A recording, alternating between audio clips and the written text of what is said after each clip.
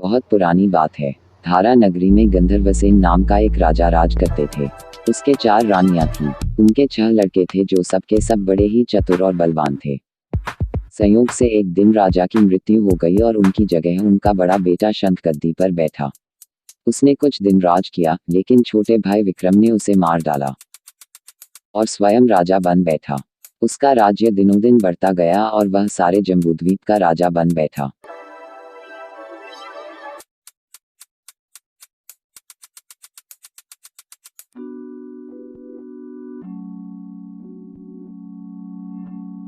एक दिन उसके मन में आया कि उसे घूमकर सैर करनी चाहिए और जिन देशों के नाम उसने सुने हैं उन्हें देखना चाहिए। सो वह गद्दी अपने छोटे भाई भर्तृहरि को सौंपकर योगी बनकर राज्य से निकल पड़ा।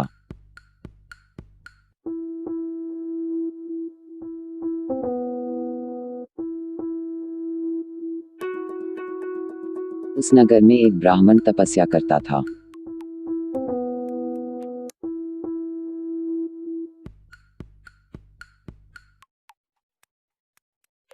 एक दिन देवता ने प्रसन्न होकर उसे एक फल दिया और कहा कि इसे जो भी खाएगा वह अमर हो जाएगा।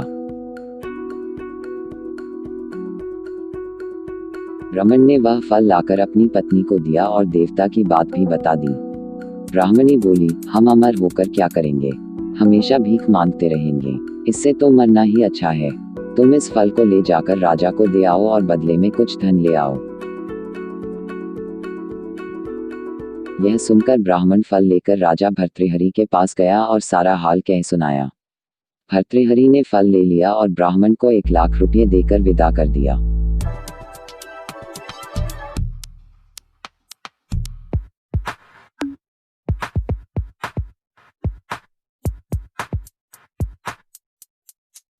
भर्तृहरि अपनी एक रानी को बहुत चाहता था। उसने महल में जाकर वह फल उसी को दे दिया। रानी की मित्रता शहर कोतवाल से थी। उसने वह फल कोतवाल को दे दिया। कोतवाल एक वेश्या के पास जाया करता था। वह उस फल को उस वेश्या को दे आया। वेश्या ने सोचा कि यह फल तो राजा को खाना चाहिए। वह उसे लेकर राजा भर्तृहरि के पास गई और उसे दे दिया।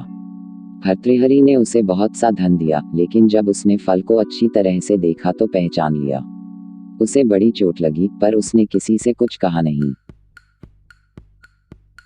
उसने महल में जाकर रानी से पूछा कि तुमने उस फल का क्या किया?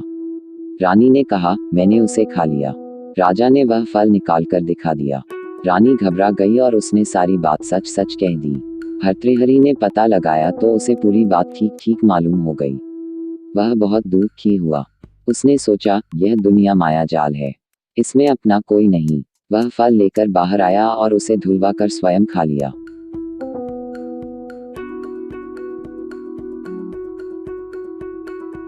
फिर राजपाट छोड़ योगी का भेष बना जंगल में तपस्या करने चला गया।